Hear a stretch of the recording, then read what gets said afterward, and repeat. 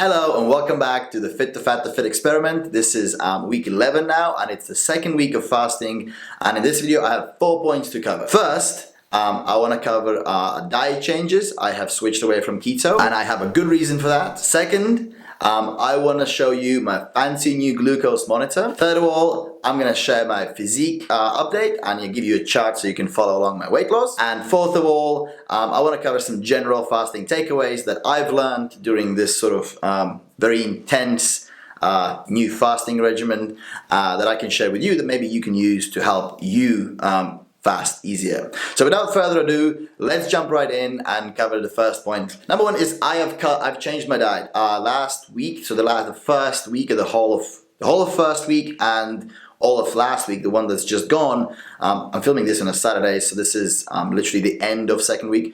I've been fully keto and my weight loss has been amazing on it. Fasting did become a lot easier because I'd just come from a very, very high carb diet to put the weight on, and having those fasts was definitely a very, very jarring experience. I had shaky hands. It was very difficult to kind of stay with the fast. So I went with keto diet to make it easier for me to fast.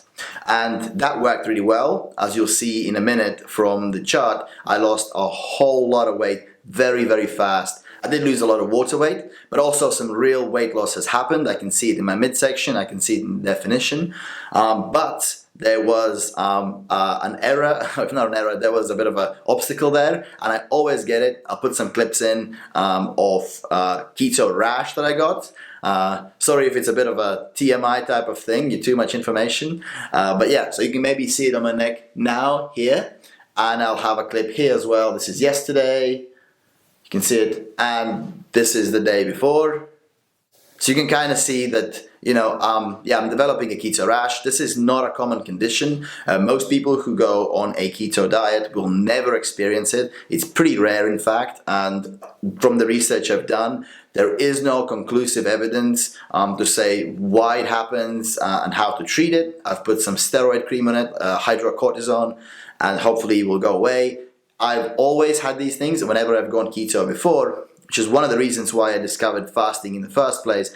I have been struggling with weight loss in the past, and I've tried all sorts of diets, and they all had their own issues.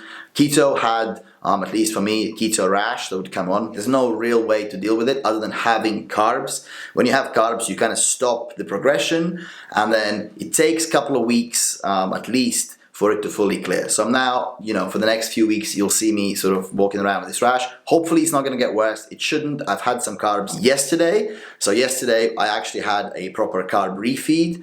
And as you will see from my chart, that also caused quite a bit of a 2 kilo spike, or about 4 pounds of weight gain. It's not real weight gain. Obviously I've just, retain more water, but you'll see there's a spike in the chart. And from now on, that is going to be more common because I will not be going back to keto. I'll be cycling in and out of keto, but I will be eating carbs, especially before workouts, around workout time, to refeed my muscles with glycogen. So that brings me to point number 2. The weight loss has been incredible this far. I'll put the chart on now. As you can see from the chart, is basically from the very top, or the 82, 83 kilo mark that I hit. The weight loss sort of went down pretty much in a straight line until that Saturday when I had a bit of a cheat meal. I cheated with some carbs, and you can see there's a little bit of a spike. And then I did have a little bit more carbs. I think it was after my fast on Tuesday. I had some carbs on Wednesday. It wasn't much, it was only a little bit. I was hoping to just stop the keto rash in place. It didn't really help. But there was still a bit of an upshot.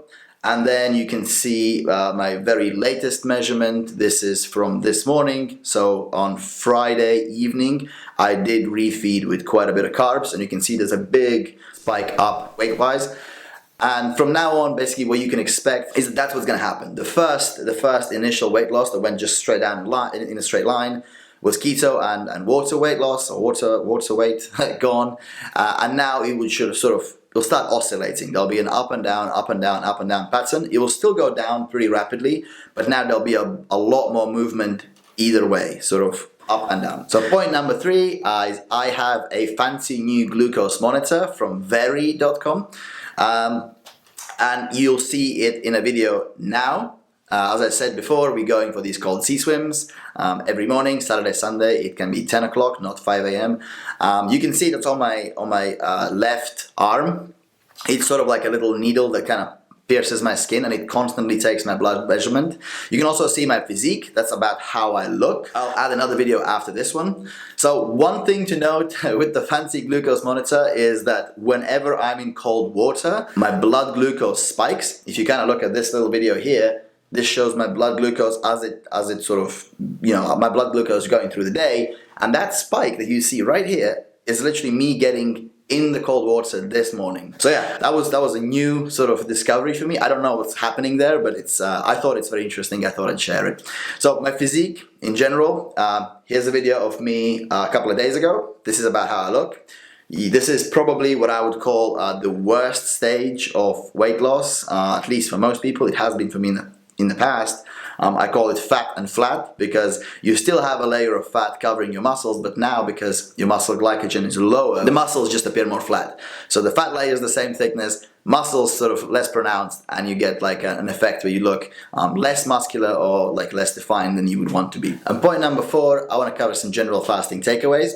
What I've learned from these last 2 weeks, from week 1 especially, is that just like jumping into the deep end right away with these 40-hour fasts 3 times a week is definitely a bit of a stretch, especially if you've not done it before. I did get shaky hands, I did get quite a bit of weakness, lots of energy, stuff like that, and I jumped into it and I knew that will pass, but for somebody just starting out, that might be a real turnoff.